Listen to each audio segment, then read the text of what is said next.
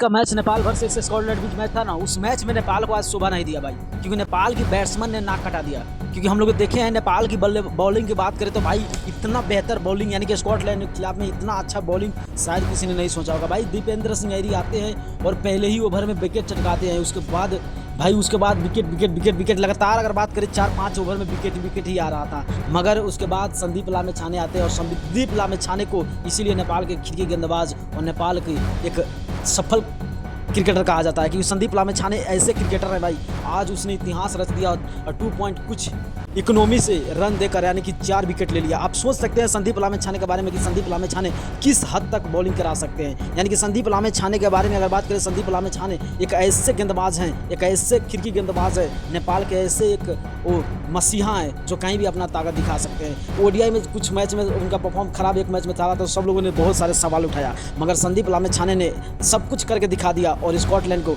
कमर तोड़ दिया। पहले नीदरलैंड को 3 विकेट लेकर कमर तोड़ा, उसके बाद स्कॉटलैंड को भी आज 4 विकेट लेकर कमर तोड़ दिया। इतना ही नहीं, अगर बात करें हर एक बॉलर ने आज नेपाल की बहुत अच्छी बॉलिंग किया है, मगर बैट्समैन की बात करें तो नाकामियाँ वही जारी रहा और कुछ नाकामे शॉट लगाने की वजह से सब आउट हो गए। यानी कि रोहित पौडेल भी ऐसा शॉट लगाना नहीं चाहिए था, फिर भी शॉट लगाया और आउट हो गए। भुरतेल भी उसी तरह की आउट हो गए, मगर अनिल कुमार शाह को बार बार मौका दे रहा है टीम और लगातार फ्लॉप नजर आ रहा है। अगर इस वक्त से अगर फिर आशिक से को अगर मिलने लगा मौका तो उनको भाई बैठाना पड़ेगा। तो आप लोग क्या सोचते हैं कि कौन सा खिलाड़ी आज का परफॉर्मेंस बहुत बेहतर किया? आप उनका नाम जरूर कमेंट कीजिएगा। अगर नए हो तो चैनल को सब्सक्राइब करते हुए वीडियो को शेयर पेज को जरूर फॉलो कीजिएगा।